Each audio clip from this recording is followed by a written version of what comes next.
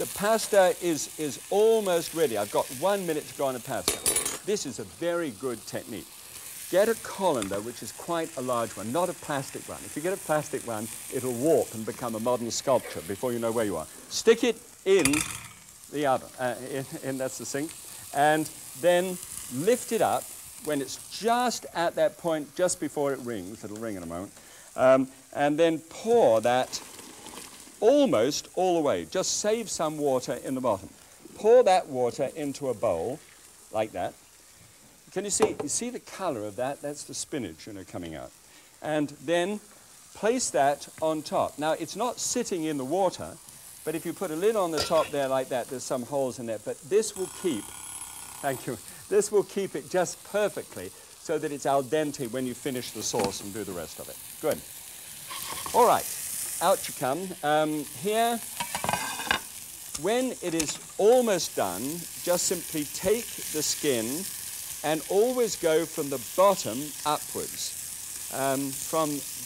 This is the bottom, the narrow end, and strip it up and pull it off and drop it over, just like that.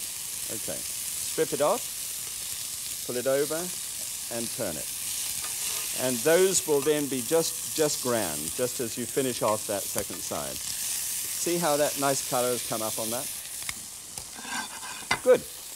When it's had the 8 minutes, you then just lift them out of the pan, 8 to 10 minutes, just press them to make sure they're nicely done.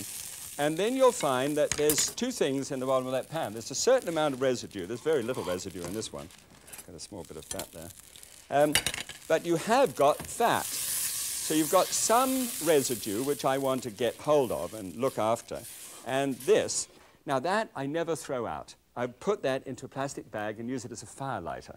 It's the most incredible stuff. Just 1 or 2 fires it does, but it's wonderful.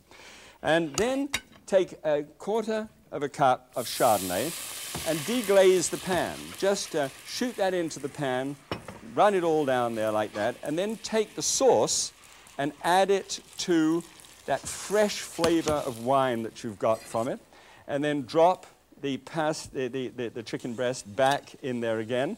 Just nestle it down. Almost done. Just throw a few fresh oregano leaves on the top, and then out with the pasta. A nice dish, please, hot dish, hot food, hot dish. And one of these interesting little pasta spoons, which you can get up the right kind of pasta for the dish. It's a useful piece of equipment. And then here,